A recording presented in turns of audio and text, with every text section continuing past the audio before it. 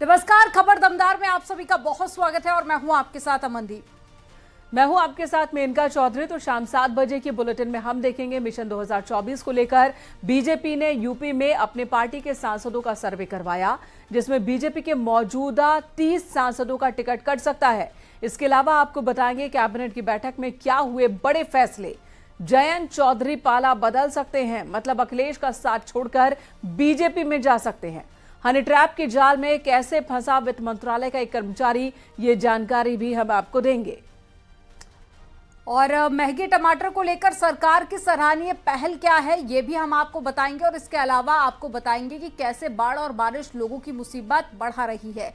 इसके अलावा दूसरी खबरें भी होंगी जिस पर विस्तार से बातचीत करेंगे। और गाजियाबाद में सड़क हादसे में 6 लोगों की मौत हो गई है। हादसे का सीसीटीवी फुटेज भी सामने आया कि ट्रैफिक नियमों का पालन ना करने की वजह से यह पूरा हादसा हुआ। और दिल्ली मेरठ एक्सप्रेसवे पर कैसे रॉन्ग साइड से मौत आई, इसी की एक रिपोर्ट आपको दिखाते हैं।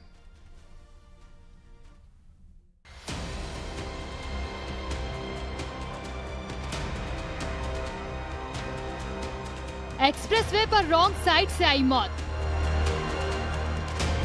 ये हादसा नहीं, हत्या है।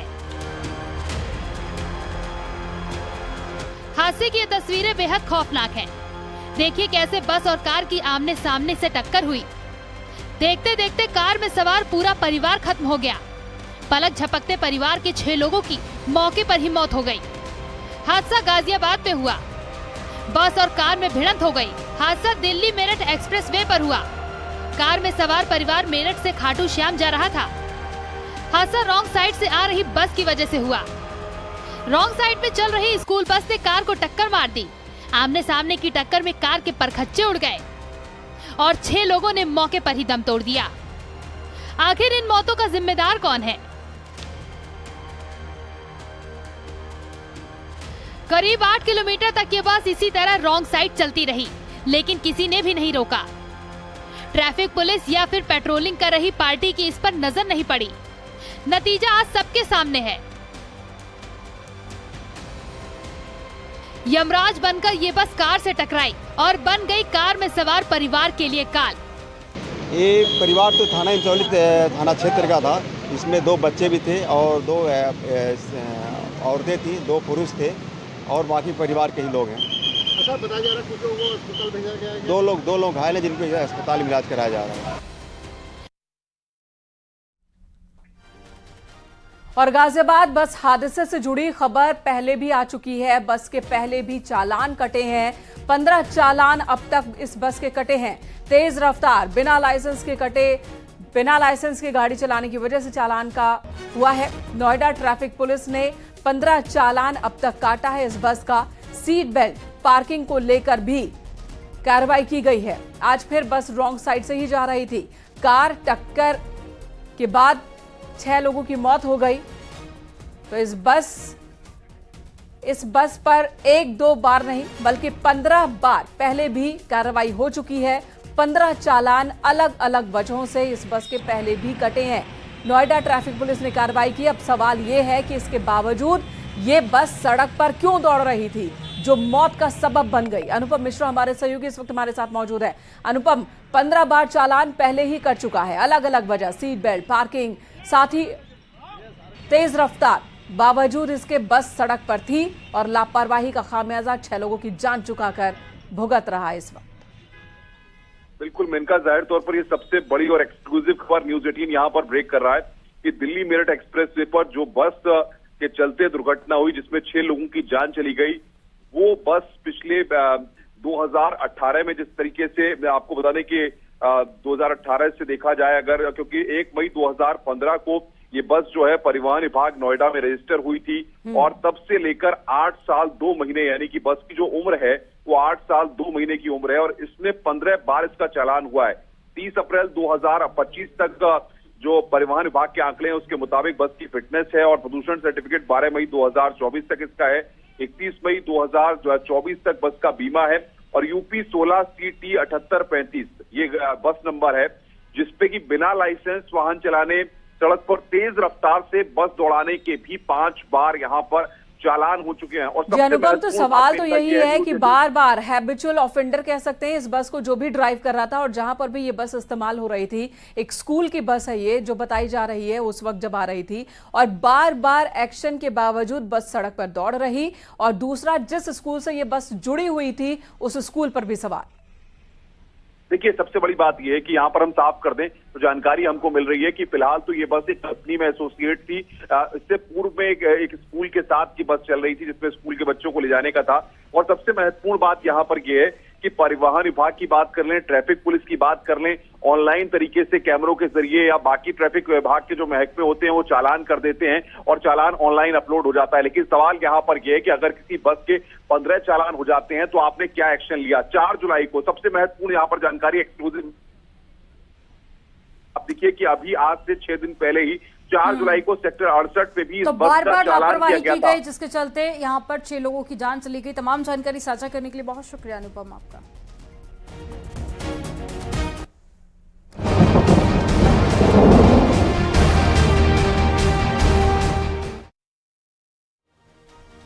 और अब खबर लखीमपुर खीरी से है, जहां लखीमपुर खीरी में बाढ़ का कहर देखने को मिल रहा है। पहाड़ों पर हो रही भारी बारिश के बाद में अब मैदानी इलाकों में भी बाढ़ का संकट मंडराने लगा है। शारदा घाघरा नदी उफान पर है और साथ ही फूलबेहड़ थाना क्षेत्र के मजरा गांव में एक मकान शारदा नदी में देखते ही देखते समा गया। और लखीमपुर खीरी में पलिया, गोला, धौरहरा तहसीलों से शारदा और घाघरा नदी जोरों से कटान कर रही है और नदियों के उफान से जिले के लगभग 50 गांव प्रभावित हो गए हैं। तस्वीरें आप देखिए लखीमपुर खीरी के आपको दिखा रहे हैं, जहां पर लगातार बारिश हो रही है, नदियां उफान पर हैं, लोगों के घरों में भी पानी भर गया है और साथ ही कुछ ऐसे मकान जो कि पहले से क्षतिग्रस्त थे वो मकान भी ढहे हैं। और इसके अलावा बाढ़ से 50 गांव प्रभावित हुए हैं।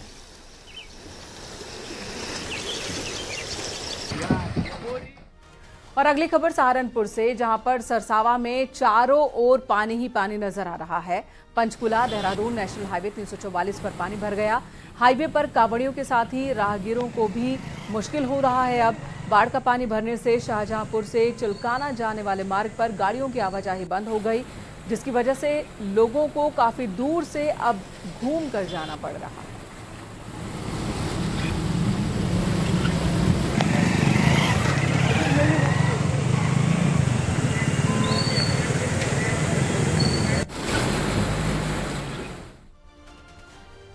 बागपत में यमुना नदी का जलस्तर लगातार बढ़ रहा है, जिससे कि यमुना नदी के किनारे बसे गांव और किसानों की परेशानी बढ़ गई है। बाढ़ चौकी अलर्ट पर है और गांव में मुनादी कराई जा रही है ताकि लोग सतर्क रहें। बागपत के दर्जनों गांव में यमुना का पानी पहुंच चुका है और पानी की वजह से किसानों की धान, सब्जी और ज्वार की फसल पूरी तरह से बर्बाद हो गई है।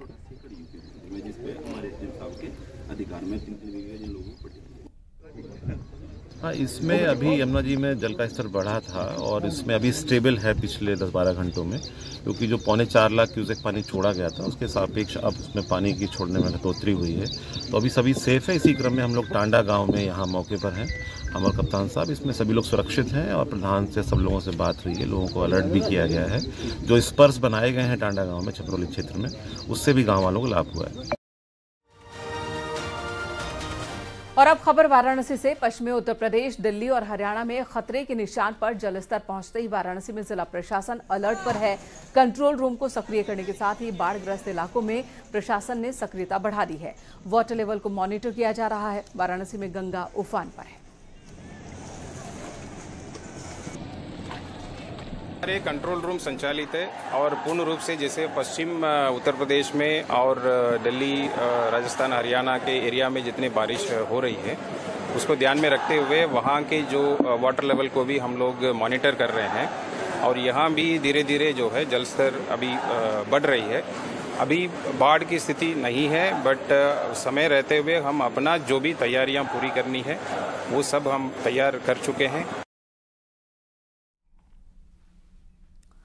खबर गुजरात के साबरकांठा से है, जहां पर शख्स नदी के तेज बहाव में फंस गया। काफी देर से शख्स जान बचाने के लिए जद्दोजहद करता रहा और कैसे जान बचे शख्स को समझ नहीं आ रहा था। कुछ देर के बाद में 2 लोग हिम्मत करके तेज बहाव में उतरे और उस व्यक्ति को बाहर निकाला गया।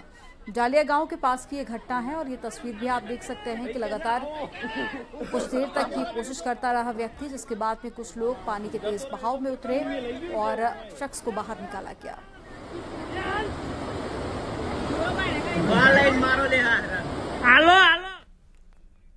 पूरे उत्तर भारत में बाढ़ बारिश से हालात चिंताजनक बने हुए हैं। हिमाचल प्रदेश के मनाली की बात की जाए, सड़क पर सैलाब नजर आ रहा है। कुल्लू की बात की जाए, यहां लहरों के बीच से ट्रक बहता हुआ दिखा। लहरें इतनी तेज थी कि नदी में ट्रक किसी खिलौने की तरह बहने लगा। वहीं हिमाचल के ही मंडी में सैलाब ने खासी तबाही मचाई है। शिमला में बारिश से सड़क टूट गई। उत्तराखंड के रुड़की में जमीन धंस गई। करोड़ों का नुकसान हिमाचल प्रदेश में हुआ है। उत्तराखंड में भी अगले 2 दिनों के लिए अलर्ट जारी किया गया है।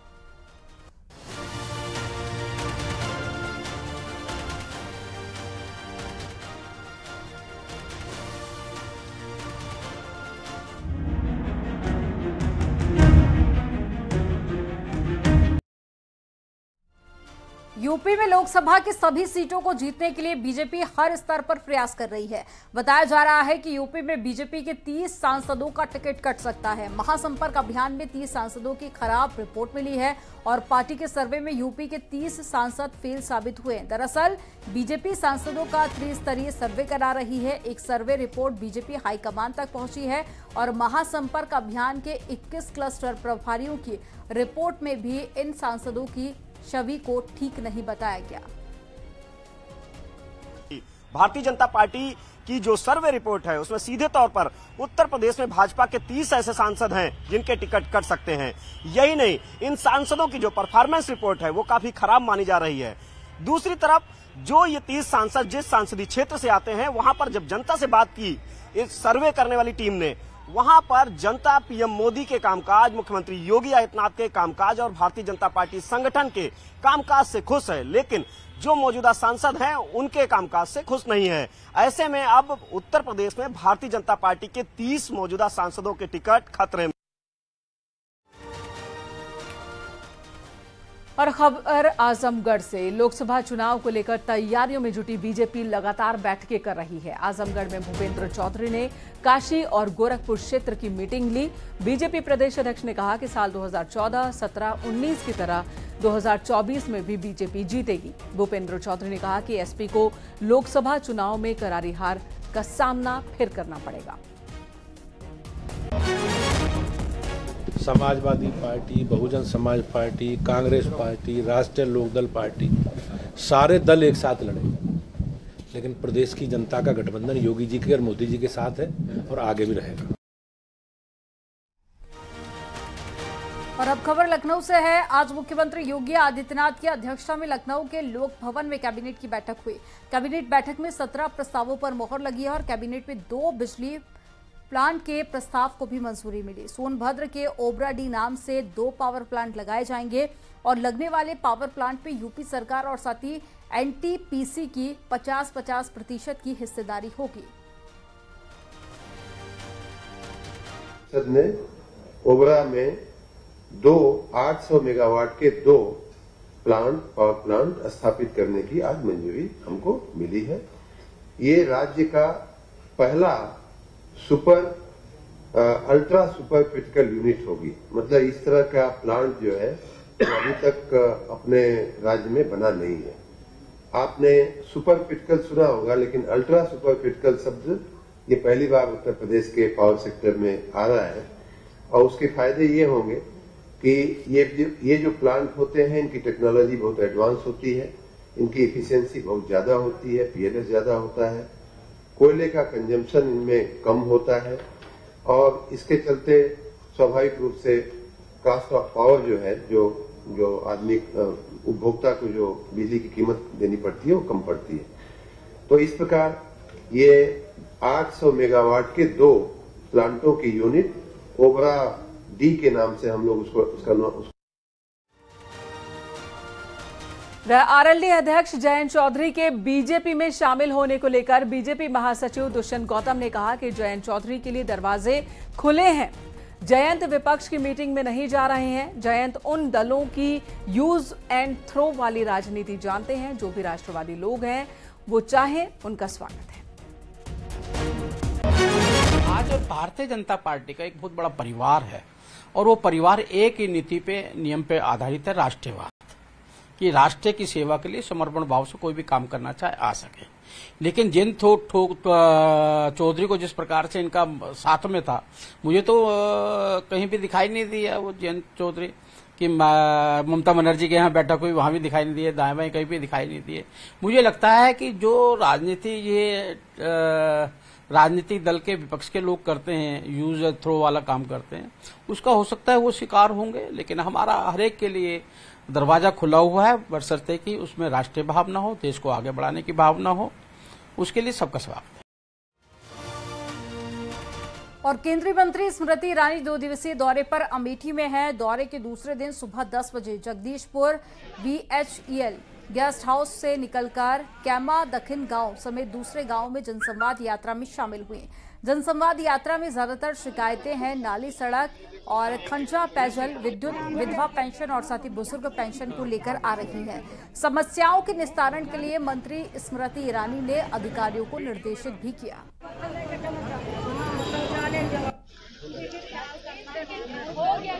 अमेठी सांसद स्मृति ईरानी अपने संसदीय क्षेत्र में जन संवाद के जरिए लोगों की समस्याओं को सुन रही हैं। इस वक्त अमेठी के जगदीशपुर विधानसभा के थौरी मंडल में हैं, जहां गांव में पहुंचकर लोगों की से जनसंवाद कर उनकी समस्याओं को सुन रही हैं। इसके साथ मौके पर मौजूद अधिकारियों से समस्याओं के निस्तारण के लिए त्वरित आदेश कर रही हैं और 24 घंटे के भीतर जो छोटी मोटी समस्याएं हैं उसका निस्तारण किया जा रहा है। इसके साथ यदि गाँव में नाली में गंदगी है, इसके साथ ही सड़कें टूटी फूटी हैं, उसके लिए संबंधित विभाग के जिम्मेदारों को निर्देश कर उसे दुरुस्त कराया जा रहा है। लेकिन जिस तरीके से लोकसभा चुनाव से ठीक पहले केंद्रीय मंत्री स्मृति ईरानी गांव-गांव में जनसंवाद के जरिए लोगों से रूबरू हो रही हैं, उससे यहां की जनता अपने कामों को लेकर सांसद के पास पहुंच रही है और वो पूरी तरीके से आश्वस्त हो रही है कि उनकी सांसद उनकी समस्या का निस्तारण करा रही हैं। पप्पू पांडे,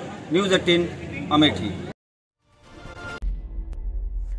मुजफ्फरनगर से बड़ी खबर आ रही है। 4 NRI समेत 11 टूरिस्ट हिमाचल में लापता हो गए हैं। मुजफ्फरनगर से हिमाचल गए थे ये सभी। 9 जुलाई से इनका कोई पता नहीं चल पाया है। परिजनों से संपर्क टूट गया है। पीड़ित परिवार ने जिला प्रशासन को जानकारी दी। सीएम योगी आदित्यनाथ से मदद की अपील की गई है। 5 जुलाई को हिमाचल घूमने गए थे ये सभी, लेकिन 9 जुलाई तक सब कुछ ठीक था। 9 जुलाई के बाद से ही संपर्क टूट गया है। परिजन इस वक्त चिंतित हैं। सीएम योगी आदित्यनाथ से भी मदद की गुहार लगाई गई है। हिमाचल गए थे ये सभी घूमने के लिए। 4 NRI समेत 11 टूरिस्ट। हालांकि हिमाचल में कई इलाकों में जल जमाव है, बिजली का कनेक्शन भी नहीं है, जिसकी वजह से मोबाइल फोन बंद है बहुतों के और संपर्क नहीं हो पा रहा है। कई जगहों पर हेल्पलाइन नंबर जारी किए गए हैं। फिलहाल इस परिवार ने सीएम योगी आदित्यनाथ से मदद की गुहार लगाई है।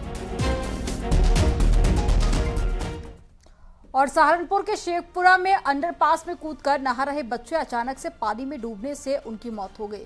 खेल खेल में नहाते नहाते एक बच्चे की डूबने से दर्दनाक मौत हो गई और घर वालों में बच्चे की मौत से कोहराम मचा हुआ है और पूरा मामला थाना देहात कोतवाली के शेखपुरा का बताया जा रहा है। अब जरा ये तस्वीरें आप देखिए, एक्सक्लूसिव तस्वीरें आपको दिखा रहे हैं जहां 2 बच्चे नहा रहे थे और उसी दौरान यहां पर डूबने लगते हैं और इस घटना में एक बच्चे की मौत होने की जानकारी मिली और वहीं पर कुछ लोग वीडियो भी बना रहे हैं। किसी ने भी इन बच्चों को रोकने की कोशिश नहीं की। अगर इन्हें रोका गया होता तो शायद ये बच्चा भी जिंदा होता।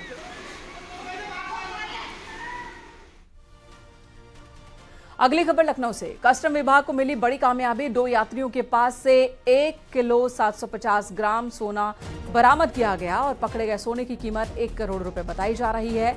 दुबई से चौधरी चरण सिंह एयरपोर्ट पहुंचे थे दोनों। फ्लाइट संख्या 194 से लखनऊ पहुंचे थे। प्राइवेट पार्ट में छिपाकर लाया गया था सोना। दोनों यात्री बिहार के सिवान और दरभंगा के रहने वाले हैं।